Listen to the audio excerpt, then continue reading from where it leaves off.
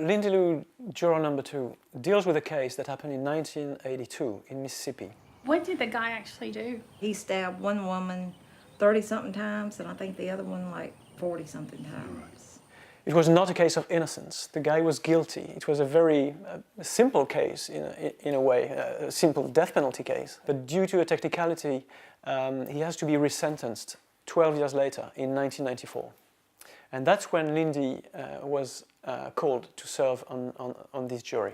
Yeah, hello, I'm Florent Vassault. I'm the director of Lindy Lou, Juror number 2.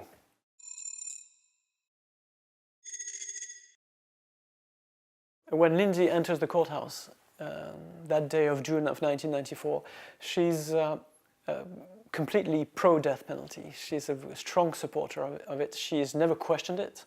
Coming out of the courthouse, she faced something that could be quite similar as post-traumatic stress disorder, and she's been struggling with guilt for the last 20 years.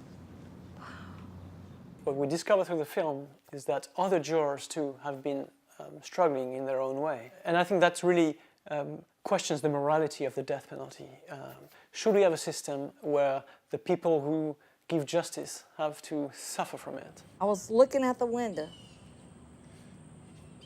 down on the street, and I looked, there are people out there, they're going to lunch, they're walking in the park, they're walking around the street.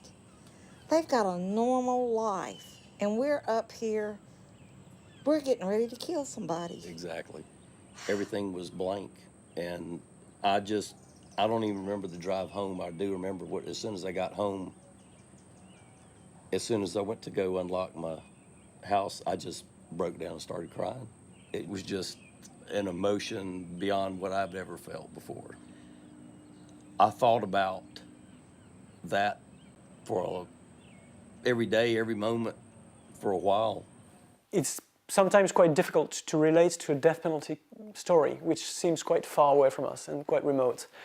But through the perspective of jurors, anybody can relate to them. Anybody can be in Lindy's position someday. You're living this normal life like Lindy. You take your kids to school, you fix dinner, you go to work, and all of a sudden you have to stop everything for a week to decide if a man should live or should die. How do you resume your normal life after that?